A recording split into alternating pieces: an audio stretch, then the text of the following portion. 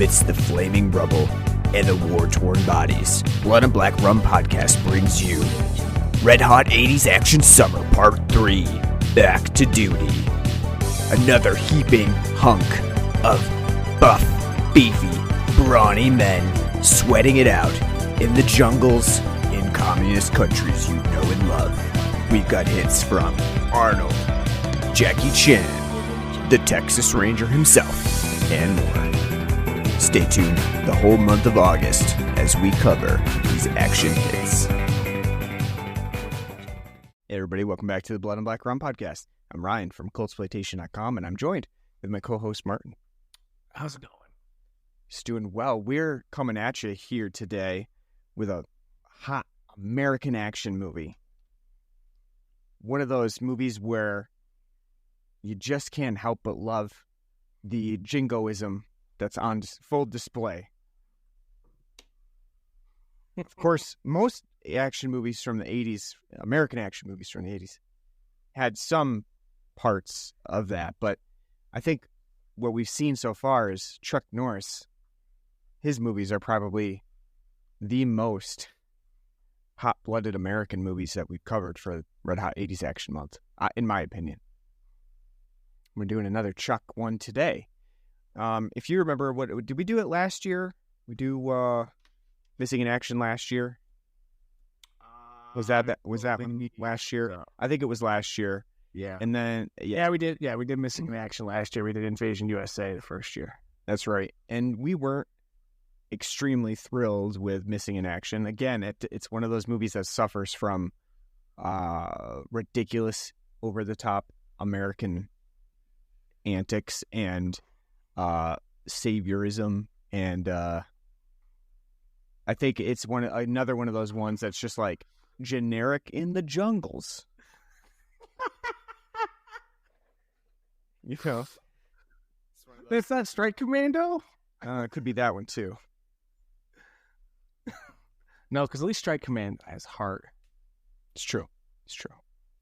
But you know what? For this 1986 movie that we're covering, one thing about it is that Chuck didn't lose his fine locks in this one. He's still sporting that long hair that's quite nearly a mullet, though I don't know if I would technically consider it a mullet. Would you? Do you consider it a mullet? No, bangs are too long. Yeah, no, I think he's too long. It's like it's like a wispy 70s hair that's been lingering around too long. That's true. It is like somebody's like afterwards like nudge him like, hey, you gotta clean it up front, brother. It's like Chuck Norris in the Bee Gees or something. Staying alive. Chuck Norris Bee Gees movie. I think Chuck did sport mullets occasionally, but yeah, for the most part, I think he was a little bit too. I mean, the bangs are always on point. So when you got bangs like that, you just really can't cut them off. You know, it's a party in the front and a party in the back. You got to have it all. He's just all party. That's right. So, what movie are we talking about today? What do we got on here? The 1986 canon classic. Yep. The Delta Force. Not Delta Force. The Delta Force. The Delta Force. The article has to be there. It does. It's it pronounces like that this is the force. Like this is the best of the best, the special agents. They are just the epitome of America's best men. You know, it's kind of like in Commando. The specialist of spec ops people. That's what the Delta Force is. And with the Delta Force, too, the next movie in the series is just called Delta Force 2, which I think is where people start to begin calling Delta Force it's instead of the Delta Force, they just call it Delta Force. Incorrect. Apparently Delta Force 2, they just weren't the only Delta Force anymore. There were other Delta Forces, so it didn't make sense to have the article on there. That's my opinion. Had you seen the Delta Force? Like once, a long time ago, back in the days when USA used to run Chuck films all the time. Mm-hmm. Yep. They did used to run those quite a bit. I've never seen it myself. Like I said before, I'm not a huge Chuck Norris film buff. Haven't really seen many of his. I think the only ones I really have seen, the ones that we've done for this series. So I don't have too much in the way of knowledge about Chuck Norris movies, but I'm starting to begin to think that I won't like many of them. I'm starting to question why we continue to bother with the Chuck Norris output. Because you have to. There's some people you just have to give the attention to. It's true.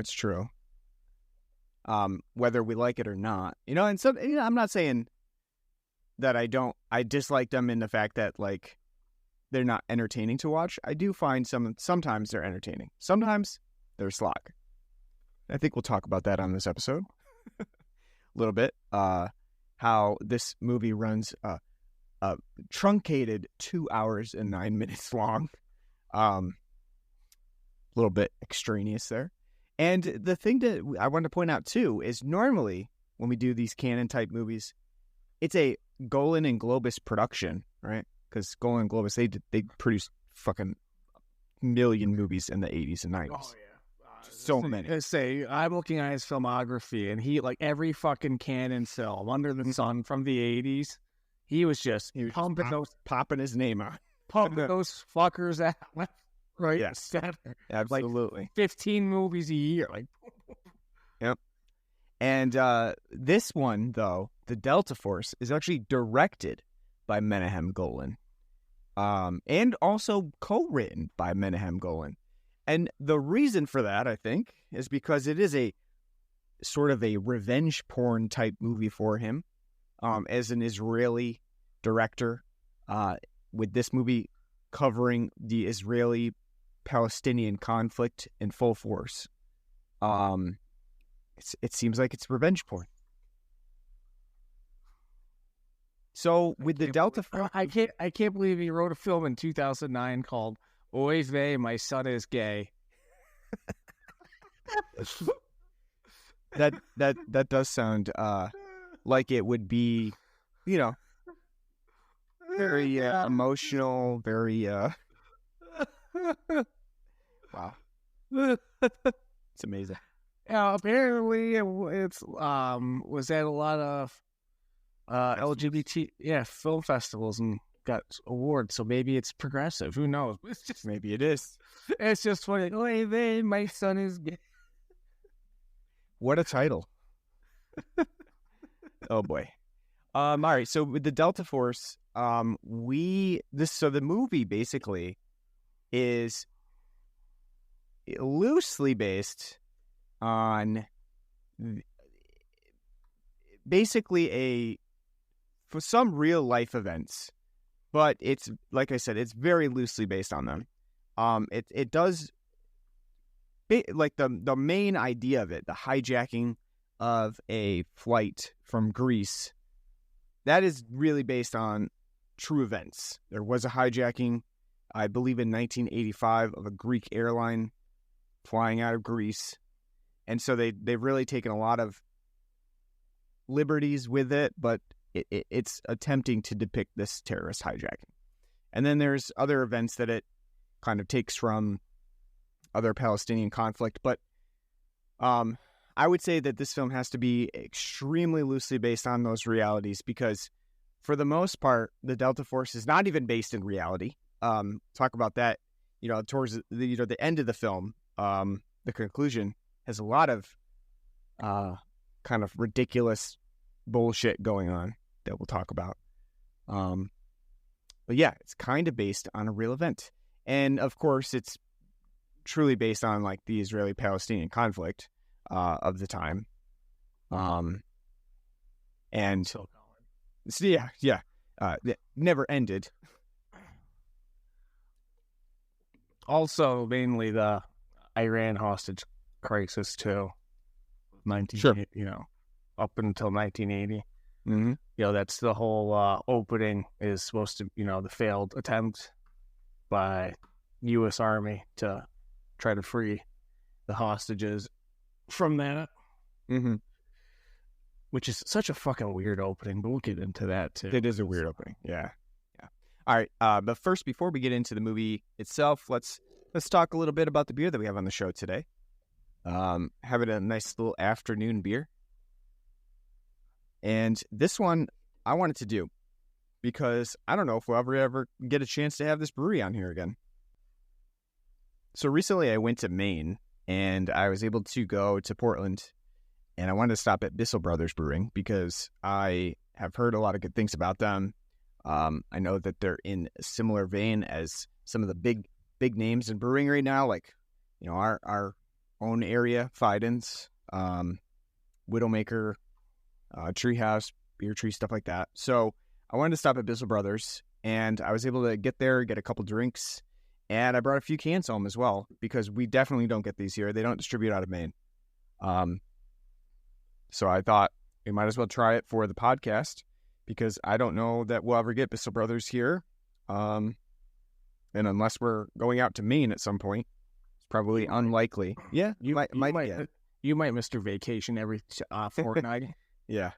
I might again, but maybe not for a while. So I thought it would be good to have one. So I got 2 different beers that I brought home. Well, 3, but I haven't had the other one yet. But the 2 in cans that I brought home were their Exponent Pink, which is like a single hop beer. And that one was brewed with the pink hop, which I don't really know. It's some sort of like new hop varietal sort of thing. And then the other one that we have on the show is called Nothing Gold. And this Nothing Gold is kind of their bog standard double in IPA. And so I guess I'll let you start off. What do you think about this Nothing Gold? You've never had Bissell Brothers before. How do you feel?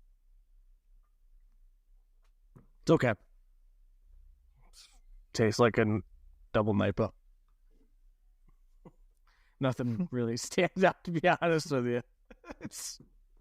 Sorry, but nothing really stands out. I mean, let me take a sip. Hold on.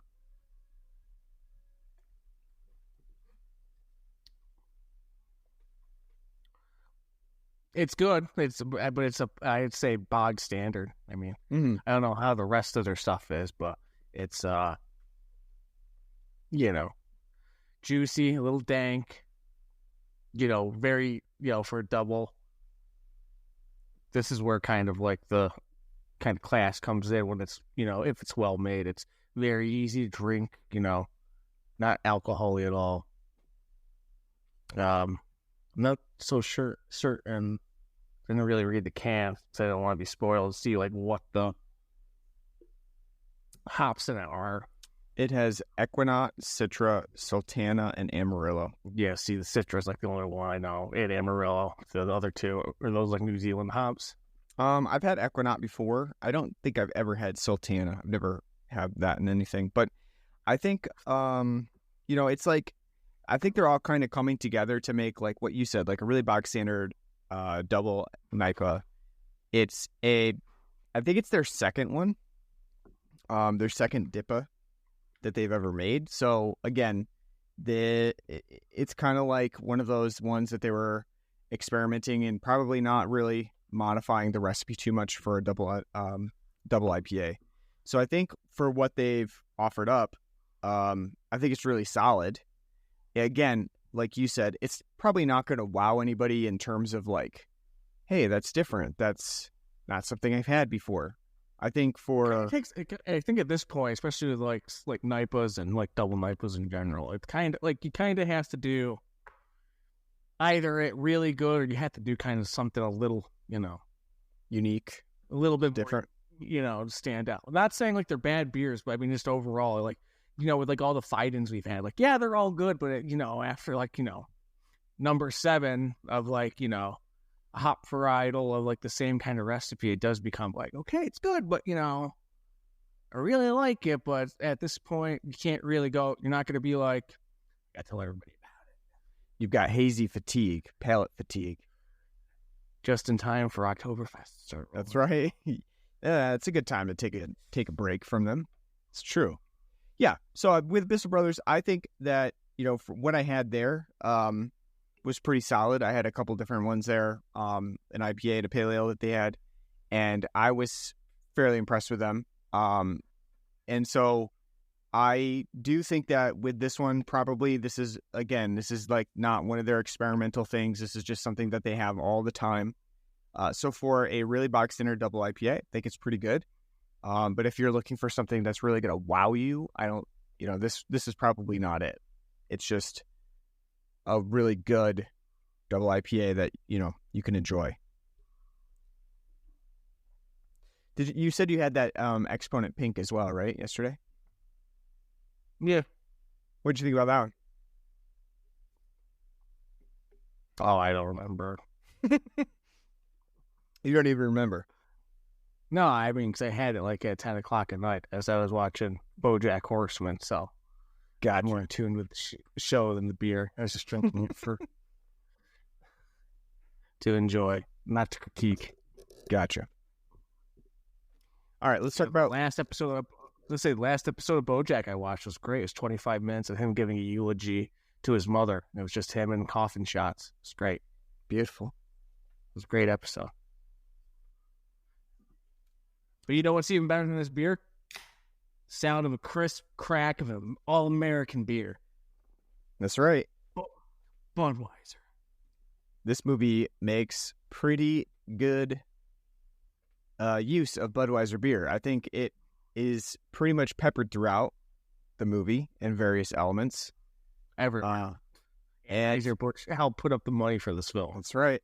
And then at the end of the movie, as all the hijacked, the kidnapped people have been rescued, they're all sitting on a plane and they're passing out Budweisers to everybody. Say, drink up, it's Budweiser. There's more in the back for everyone. There's more than enough here. And then just, you can quietly hear it in the background. Some guy say, hey, American beer. You know what's best about that too? Because all I was thinking of, after the whole ordeal, they're sitting in the fucking fuselage of this plane and wherever in Beirut, and the goddamn 110 degree heat, and they're probably dehydrated as shit. And they're like, hey, here's a Budweiser. Made me think of the Yankee game we went. I know. Yeah, I knew you were going to go there. It was 110 degrees, and we were sitting in dead center field for 4 hours.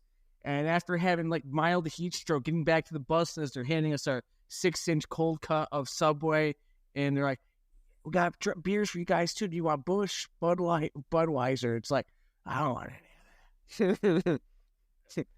I'll take a nice crisp water. I'll take an IV bag.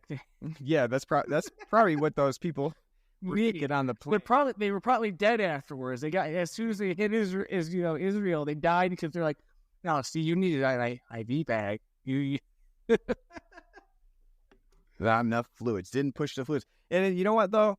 I feel okay for them, though, because that means that no one was pissing all over the place. No one was probably peeing at all. No one's used the bathroom for 24 hours. They didn't need to. All right, so the Delta Force. This film, it's one big fucking long TV movie. Yeah. This film feels exactly like a film that either should have been a mini-series or a TV film. Because it is interminable. Well, the movie itself kind of gets off to a rocky start because you have, as we talked about before, you have in 1980, Chuck Norris and his Delta Force team, they're sent in to rescue hostages, and it goes badly. And they come away from that being really disheartened with the American government for sending them into failed missions, basically. There was nothing they could do. It was already a failure. And the decisions made by the government and the powers that be that decided that they were going to do this mission were bad. And so Chuck Norris immediately says, hey, I'm retiring. I'm out. I'm not taking any orders anymore for this shit. And so then it jumps 5 years and we're in 1985 again. And it's a really, really odd opening sequence because the film never really comes back to it at all. I understand what it was going for in the sense that they were saying, listen, the people that call the shots aren't always the ones that know best. And Sometimes you have to take action into your own hands, and that's pretty much Chuck on the nose in this movie, who fucking literally pulls up on a motorcycle as a cavalcade of terrorists in cars are coming towards him, and does it on his own. I understand that opening is trying to say that, like, sometimes you have to go against the orders, but at the same time, the film really never calls back to that hostage situation. What did you think about that? I mean, it's fine. I mean, I'm fine with them setting up,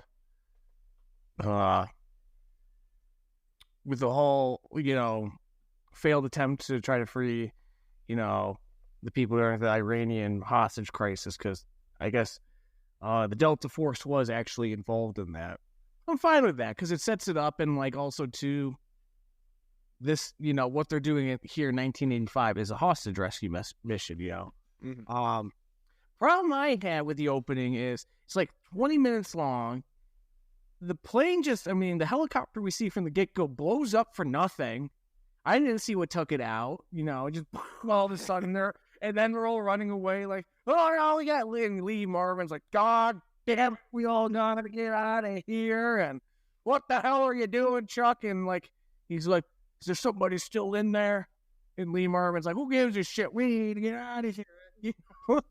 That's pretty true. Yeah, because they're the Army. They're the Army. They're not the Marines. Marines don't leave anyone behind. The Army says, fuck it, get out, boot, scoot, boogie. But everyone's, like telling Chuck, no, we tried to save him, but it's too hot in there. And then takes him like 15 minutes to get into that goddamn chopper and lift the Jeep up, the guy who's pinned down.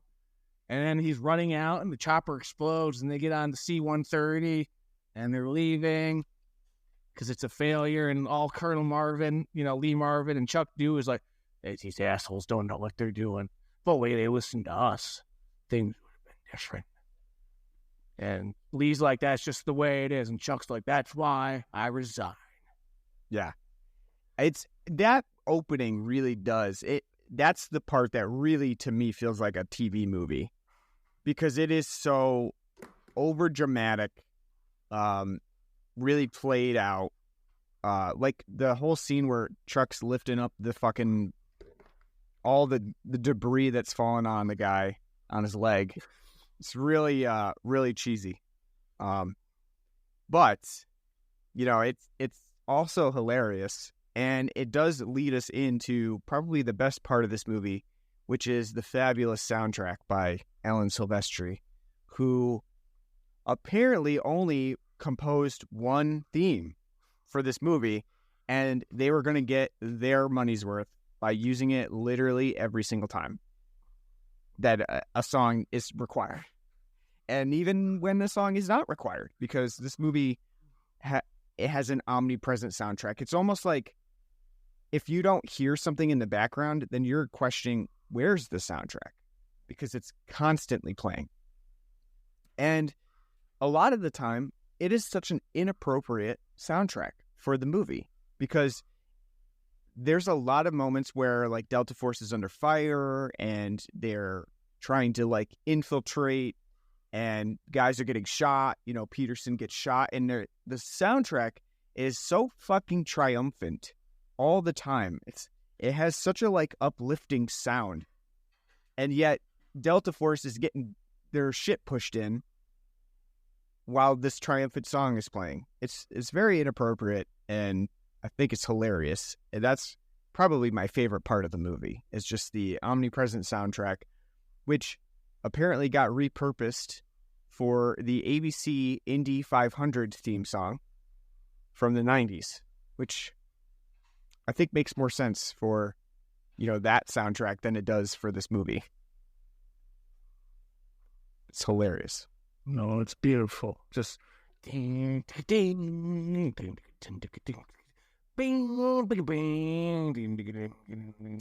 and not only that, but like with the soundtrack too, like I said, if it's not the triumphant score, in the background all you hear is just like marching drum snare, like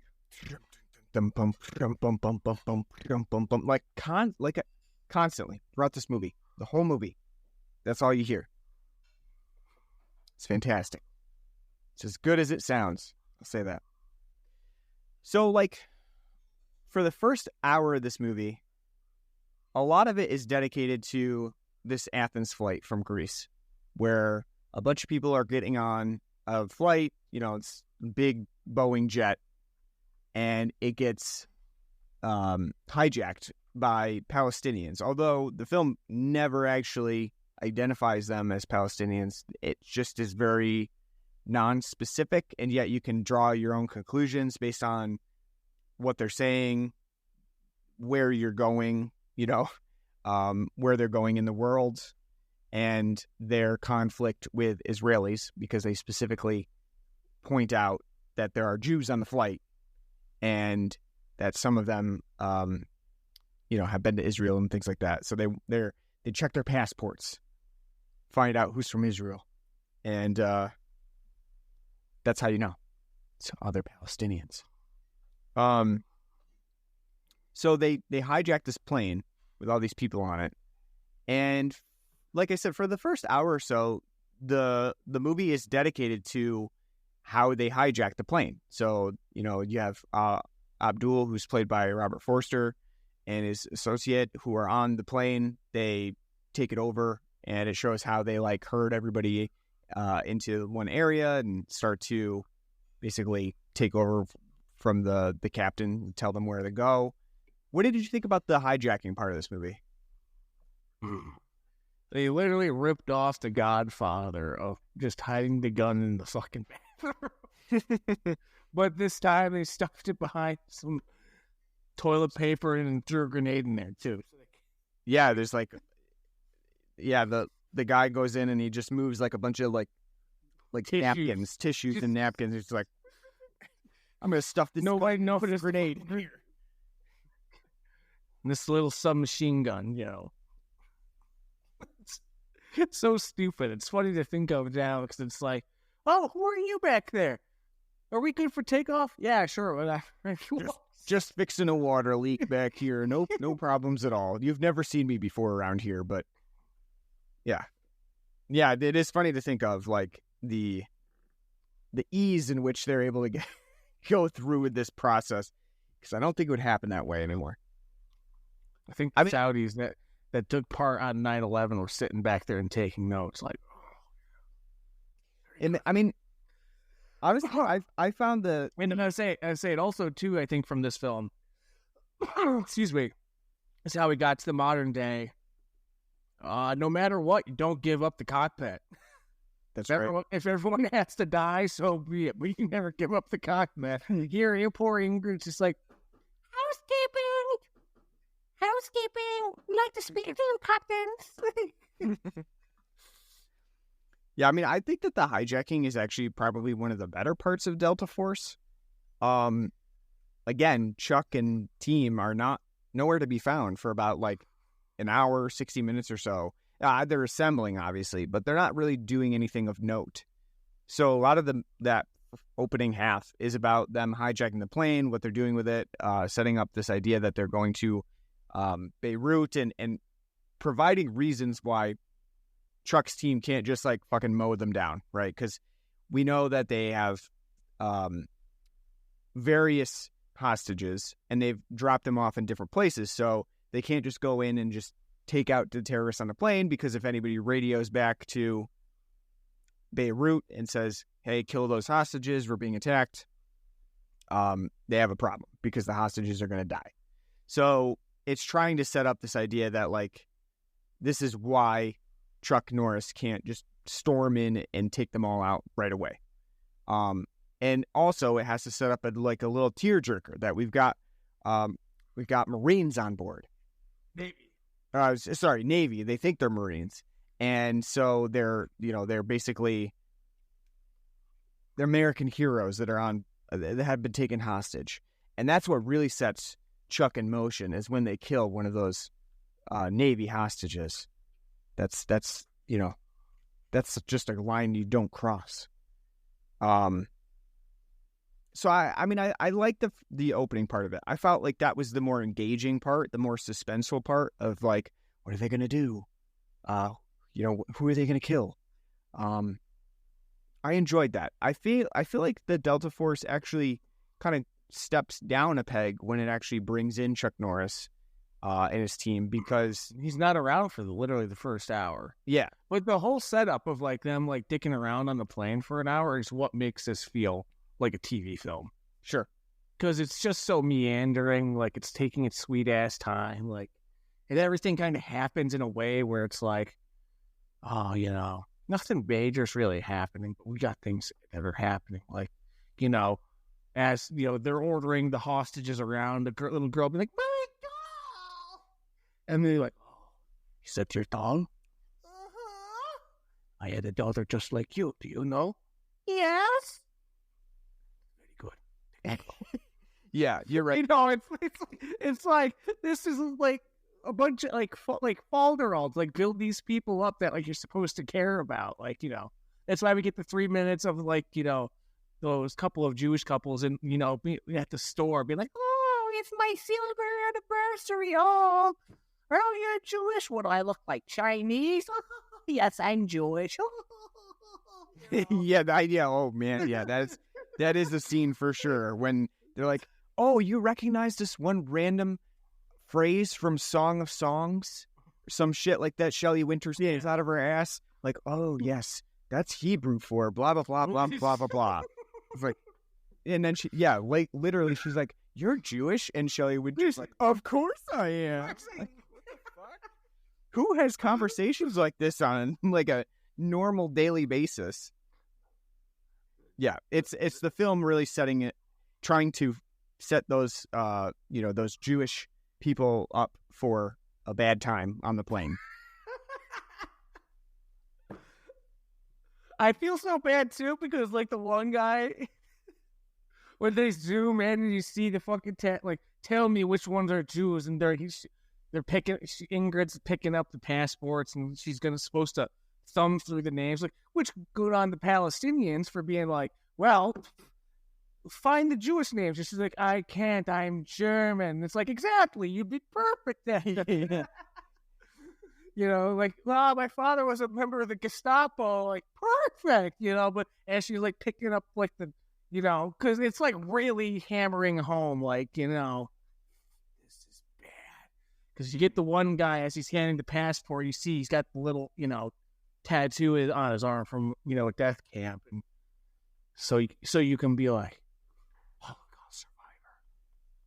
And yeah, then he's going to be, you know, basically he's taken hostage here because of it too. So yeah, it's really something. Like I said, Golan certainly seems to have. We probably need that today too, because there like the increase of like people who think the Holocaust wasn't real is like, you know, ridiculous at this point in time. So maybe we do need reminders of like that, you know, but still, like in the context of the 80s, it is kind of like, you know, hilarious a little bit. Yeah, and I see what you mean about the TV movie sort of thing, like that it's just really like outspoken for itself. And I think Golan has some things that he wants to say here, of course, the Palestinian-Israeli conflict. But, you know, it's a little overdone, and I could go without some of that. And it does take a lot of the film's time. And you're right, too. There's a long period of time where the Delta Force is just like fucking around on a plane, like reading Mad Magazine, you know, shooting the shit. And Lee Marvin's eyebrows just growing longer and longer, you know. Yep. And two, this film is one of those movies that has a real problem with throwing up location data on the screen that you don't really need to know about. Like, because it'll just say like especially the beginning of the movie where they're reporting on the hijacking. It's like the Pentagon, and it just says, it's just like the Pentagon, a picture of the outside of the Pentagon, and they're just saying like, yeah, we heard about this hijacking, and it was like literally the next Washington D.C. It's like, didn't you like Lee Marvin at the bar in Fort Bragg, and he's like, all right, sweetheart, what if I told you you got nice legs? And she's like, oh, you can't see them. And he's drinking his Budweiser, and he's like, you're right. Hey, sweetheart. Say, sweetheart, come here. Hand me that phone. Give Colonel a kiss. She's like, oh, you're terrible, Colonel. Yeah, no, It has a problem with like reporting locations that don't fucking matter. Like that's just like screen time. Not only that, but it gives you like fucking stupid timestamps too. It's like 3:45 in the morning. They're flying. Okay, no one cares. No, literally, no one cares what time it is because there's no sense of time in this movie. 7:24 a.m. brunch at the North. The one thing I really like too is like when they're reporting on it and literally fucking. So you like as you said, Colonel's at the bar at like 2:30 in the morning watching on the news. Then you see they cut to Chuck Norris. He's fucking on the farm doing what? Making himself a sandwich at 2:30 in the morning. Why is this man up right now? Can't sleep when America's at war. Yeah, and that's the thing, too. He sees that news broadcast, and he's fucking skedaddling. He's like, you know what? This is the perfect job for me. I just love it because no one called on him to do it. And actually, because he resigned, he's not part of the Delta Force. No, didn't you hear when he finally shows up? He's like, it's a good thing you showed up because if you did, I was going to serve you with this. It's the president saying you're back in duty. He's another one of those guys that's just can't be beat. He's the ultimate. No one's better than Chuck Norris. And he got a promotion as soon as he goes onto the thing. I know. Yeah, come with us, Major McCoy. From resigning from duty to getting a promotion to major, it's a pretty. Probably people in the troop are fucking pissed. Like other people are like, that was my promotion. Now after he resigned, I was expecting to be promoted to major any time now. I just find it funny too that it's a bunch of fucking officers running around in this force, like Colonel fucking Lee Marvin's running out there, old and geriatric, firing on machine guns and shit. It's like he's a colonel. He's not going to be sneaking in with the privates and corporals and sergeants and lieutenants. He's going to be far away being like, hey, how's that going out there? You know, same thing with Captain Chuck getting Major Chuck. He's not going to be running around out there. And I mean, this movie, it was never published, but I'm going to say it. It's probably the movie that caused Lee Marvin to die. 1987. This is his last film. This is her last hurrah. He's like, his soul couldn't take it. This was it. Yeah. Poor guy. I do like too that he's basically Lee Marvin from the Dirty Dozen. Just gruff, you know, God damn it. Yep. Damn it. Yeah, he is. I mean, I think he does a good job though, in this movie, like, because I think he does have like a nice personality that you kind of gravitate towards in this movie. Whereas Chuck is kind of standoffish. You're supposed to like him, but he's also like the lone wolf type guy. And he doesn't really have much of a personality at all. He's just kind of like a veneer of a guy, really. All he's really motivated to do. He's Clint Eastwood of Plink throw fucking roundhouse. That's right. I mean, in this movie, he doesn't really do a lot of fisticuffs. It's mostly guns and a fucking missile launching motorcycle. The scene where he uses his motorcycle and has to catch the plane, though, it's pretty cool. Stupid, but looks cool. It's only cool because the music's playing.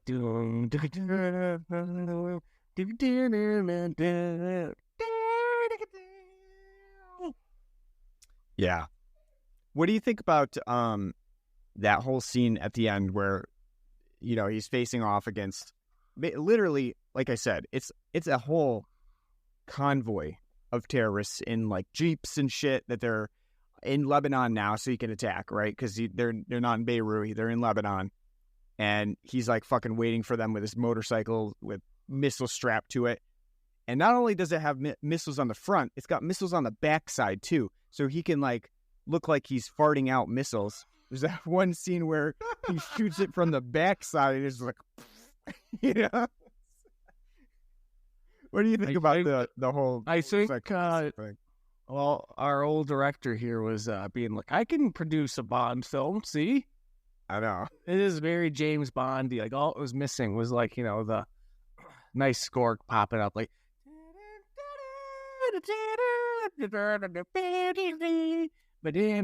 Does the film ever specify where he gets this stuff from? Like, where's he getting this missile-mounted motorcycle? The Israelis. They just supply I'm pretty sure why Israelis, because they're all carrying around the entire film Uzis, which if the Israelis have missile-mounted motorcycles, then why is there a Palestinian conflict? Fucking end it already if you got that sort of tech. Well, no, I think like all the stuff they use is like Israeli Defense Force. Like, I think you're right because like squad is just running. They're all just running around with Uzis, which are Israeli. So it's like, and it's funny too. They're like shooting like from 5,000 yards away from their Uzis, hitting people with it.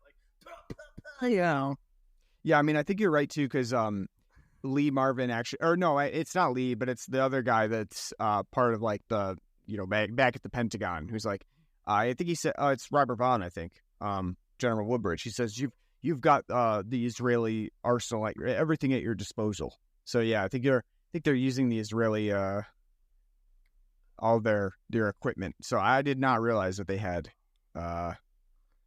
missile-mounted motorcycles as part of their disposal. But. Well, maybe that's why you're saying that it's a revenge porn. That's what he's wishing they had, so he could. Yeah, maybe they could just drive right on through the West Bank and Gaza and just rocket attack them. Wouldn't that be nice? Hilarious. I think for me it takes away a little bit. I would have rather had it be a little bit more realistic because it just, if you want to think of the Delta Force as being this elite spec ops, like this film doesn't really show you that too much because they don't get a lot to do. They do storm that compound the one time, but for the most part, it's relying on like unrealistic shit that happens, and mostly Chuck Norris, who takes them on one-on-one basically. Because he knows that sometimes you have to disregard orders in order to get things done. So, what else? What else did you want to talk about?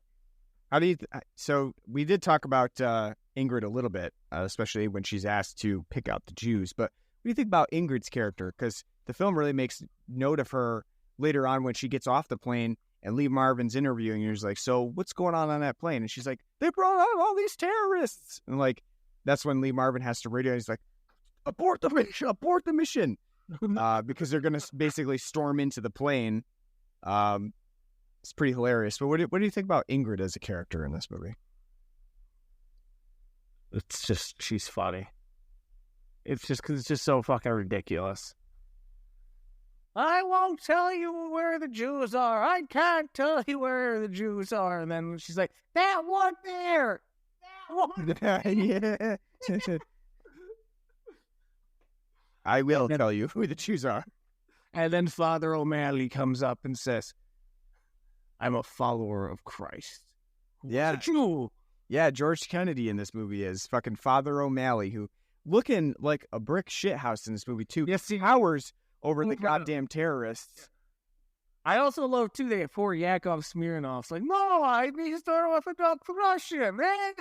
You know me from Chicago. Tell them. And they're all sitting there like... Yeah, not only that, but Kim Delaney's in this movie as that one sister. So like, Father, you be okay? It's like, I've got to do this. This is my... repentance. Yeah. Now, speaking of George Kennedy, too, at the end of the movie, when Peterson gets killed, they're basically like standing over his body on the plane because he miraculously survives until they get back to the plane where they can all have a hearty farewell, where he can shout out his one-liner again, that whatever he says like, I'll see you when I see you. They've had him say like 3 times throughout the movie. I think he actually literally says it twice in a row when he radios Lee Marvin. And then he radios Chuck Norris, and he says to both of them, I'll see you when I see you. So the film is really like, she's like, yep, that's his catchphrase. All right, folks. You don't know this guy, but that's what he says. He's a character. Yeah, at the end, he says that. And then, all of a sudden, out of nowhere, pops Father O'Malley. Fucking pops out of thin air to give the final prayers. And if it was me, I would have been like, who invited you in here? For this deeply personal moment where Peterson dies. He wasn't even religious. He was, he's fucking Hindu. So we don't want any Christian rights in here, okay? It's not even Christian. It's Catholic. They just papist aren't Christians. Get it right. It's just funny, though, because all of a sudden he pops out and it's like, no wonder people don't fucking like Catholics who constantly, like, try to push their religion on other people. You know what's great, too? They're going to go back to Chicago and have a nice Chicago hot dog and deep dish at a Cubs game, drink some old style, and be like, the one thing I like, too, is they fly the hostages back to Israel, and then they just leave them. They're like, all right, find your own way back home? All right, we're out of here. We're taking off. What do you mean? What do you mean you don't want to stay in Tel Aviv? Or what do you mean they took all your passports? Guess you're out of luck. Talk to the, talk to the Israeli ambassador. I don't know. Especially at the police story, too, where poor May got sent off to... Where the fuck she get sent off to? Bali. Bali, with no passport, because Jackie Chan had it. Yeah. She's like, I got locked in a prison for 24 hours. I know. They just kind of leave him there. Like, because it's a little confusing, because actually, Peterson, before he dies, he asks Chuck, he's like, are we going home? Chuck's like, yeah, we're going home. So you're like, oh, they're going back to the United States. No, they stop off at Israel and drop them off with all the other hostages, and then just up and leave on their own jet. Just gonna leave them there. What else? Anything else that you wanted to add that we didn't talk about? The action. So what do you think of the action overall?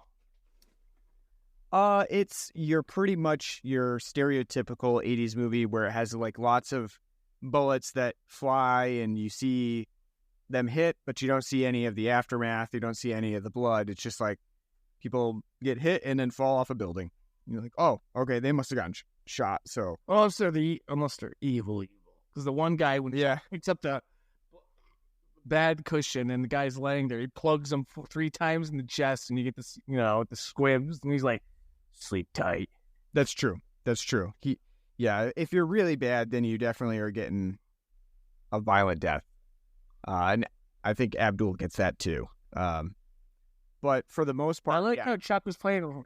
I like how Chuck was playing Ring Around the Rosie with him in the fucking house on the motorcycle. That was great. Yeah, I know. Yeah, it's like your generic 80s movie, because a lot of them did that. Just squibs that don't really have any violence to them. For all intents and purposes, for the most part, this movie could have been PG-13, honestly, especially now. It's not really out of the realm of being PG-13 movie with like a Taken sort of thing, because it's not really that violent or anything. So, I mean, I think the action is all right. The explosions are pretty good. Some of the stunts are good. Like I said, Chuck Norris' stunt on the motorcycle, that's pretty good. But other than that, the film doesn't really have that many stunts, and it doesn't have that much action, to be honest with you. It's kind of mundane. What did you think? No, it's pretty pedantic. Just doesn't really have any punch or zest to it. Like, none of the action's really creative either. It's just like, shootouts and people jumping and getting shot and explosions and nothing, I wasn't really impressed. And for how interminably long and insufferable this film is at times, like, that's definitely a letdown that, there's no big payoff for that. Yeah, I mean, I think it takes like almost 90 minutes to really get a lot of the action going. Which is a really long time for a movie like this. 2 hours and 1 minute, movie's too long already. I had to take a break. Yeah. I had to take a break with like 40 minutes left, because I was like, gotta be close to the end soon. It feels like I've been watching this all damn day. It's like 40 minutes are left. Come on.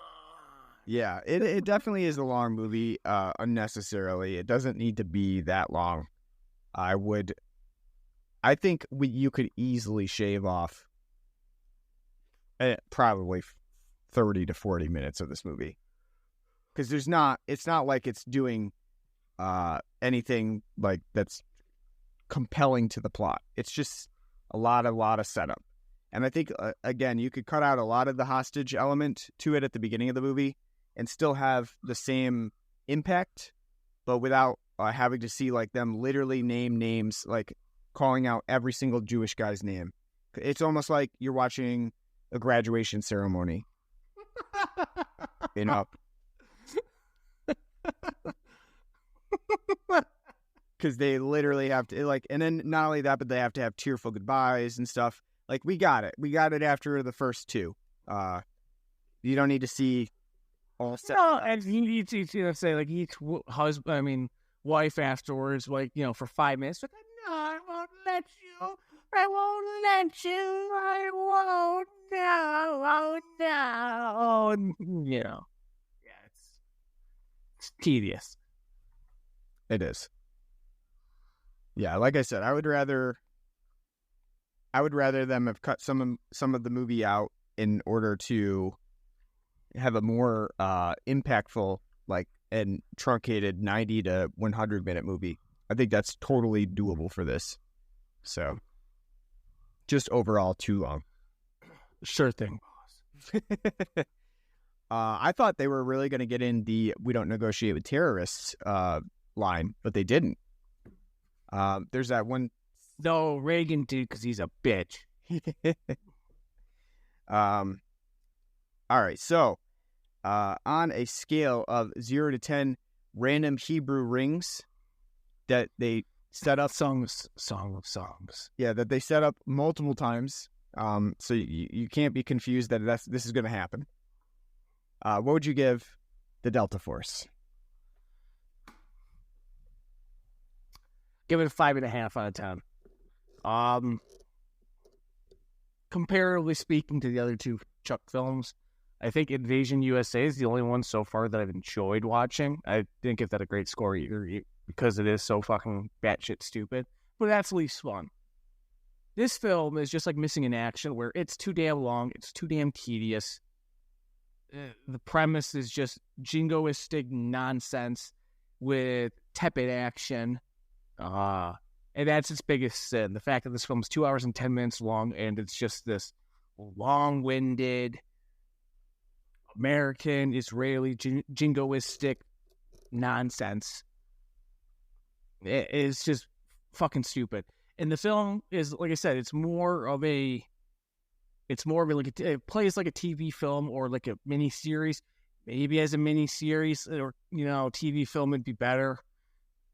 As an actual theatrical film, this is just too damn long, too damn boring. Which is sad, too, because I think Chuck doesn't get a lot to do because he's absent for, like, the first half of it. But he is fun. He does have a good one-liner every now and then, and he is a presence. Lee Marvin? I love Lee Marvin in this. I think he's great. He's a lot of fun. And, you know, in a movie that he's too damn good for. But, I mean, overall, it's like, everyone's fine, like, but, like, I think the fact that it's just so played out and so hammy and so over the top, it's just ridiculous. Like, especially nowadays, too, you know, with what's going on with, like, Palestine and Israel, you know, to be this jingoistic and about Israel's kind of, you know, it's not nonsensical. It's like, after this movie, they were inspired once again to storm into the West Bank and kill some more Palestinians in an act of revenge, you know? Woo! So, it's not good. And it's not that fun. And if you can't do what these films are supposed to be, fun, Commando's a lot of fun. We had a lot of fun with Commando. You can't fucking do that, then you're a waste of time. So, 5.5. I would never probably ever sit down to watch this again. It's tedious beyond all belief. Yeah, I mean, I guess I would probably give this a 6 out of 10. I found it somewhat enjoyable, especially like the beginning parts of it with the hijacking. I thought that was kind of fun. It does go on too long, and I think that if it takes about 70 minutes for the Delta Force to actually kick in and do anything, then your movie's got something wrong with it. You would want your namesake to actually have a bigger presence in the movie than what the Delta Force actually has in this movie. So I think that it kind of misses the mark a little bit with that. Needed more action, needed more to distinguish it from some of the other action movies at the time, because besides the missile-mounted motorcycle, there's not much here that is really like interesting or different from what you've seen before, especially even from a Chuck Norris movie. Kind of interchangeable. So it's an all right movie. It can give some entertainment. It's definitely way too long, and that's probably going to hinder rewatchability. And then not only that, but you have to factor in like the TV movie element, that it feels really similar to a TV movie, and it has that score that's just omnipresent that either you're going to like and you're going to find it kind of funny in a, they've overused that sort of way, or you're not going to like it at all, and then it's just going to be way too much for the viewer. So I think that this movie definitely does not have a lot going for it. If you do enjoy 80s action movies, there might be some stuff here that is interesting, but overall, it's kind of a flop, another flop from Chuck Norris. Especially considering the intrigue and politics in this movie, it really doesn't have any subtlety to it. So, there's not much in the way of themes here that you can really pull out of it. So I'd say 6 out of 10. All right, we have one episode left of Red Hot 80s Action Summer. And the last one that we're doing, what did we decide? We're doing Mad Max 2, The Road Warrior. The Road Warrior. I'm excited for that. We talked about this on and off because we weren't sure if we were going to do it. We haven't done the original Mad Max, but that one is not an 80s movie, so it's kind of out. So The Road Warrior, I think is going to be okay, though, because we've already done Mad Max Fury Road, so it's not like we've gone in any order. So I'm excited for it. Should be fun. If you need your guzzling, come to me. That's right. We should just do a George Miller month where we bounce between Mad Max 2, hey, Beyond Thunderdome, Yeah. I do think George Miller's the reason why Robert Rodriguez's like outputs like that. Probably. Grindhouse, Shark Boy versus Lava Girl. I know. Kids. Machete.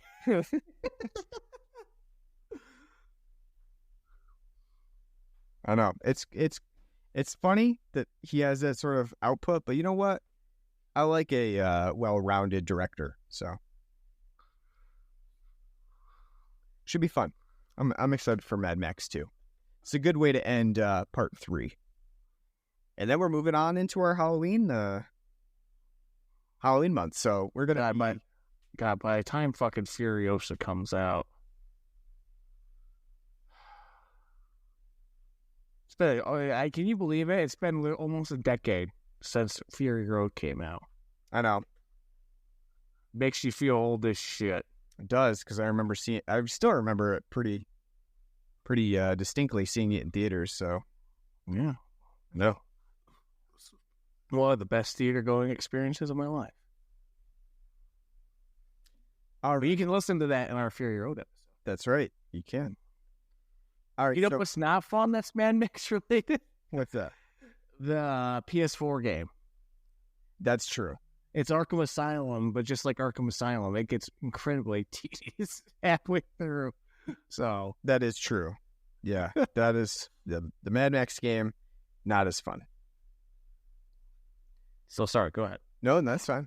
All right. So if you like our show, if you want to hear us cover more action movies for our Red Hot 80s Action Summer, you should subscribe to us on pretty much any podcast app you can think of. We are on Apple Podcasts, Google Podcasts, Stitcher, our home base at anchor.fm, which is now Spotify. Subscribe to us on there. Leave us a nice review. We also are on Facebook and Twitter and Threads. Just search for us on there, Blood and Biker Rum Podcast. We have an email address at bloodandbikerrumpodcast@gmail.com. You can write to us. Let us know what you like, what you don't like, what movies you want us to cover, and we'll take that into consideration. And you can donate to us on our Patreon page, patreon.com/bloodandbikerrumpodcast. Anything you donate, we'll put back towards beer. So we appreciate that in advance. Check with us next week as we cover Mad Max 2. And like I said, after that in September, we're going to be starting our Halloween movie marathon. So that'll be a lot of fun as well. So we hope you tune in again. We hope you enjoyed this episode as we cover poor Chuck Norris movie. And until then, take care.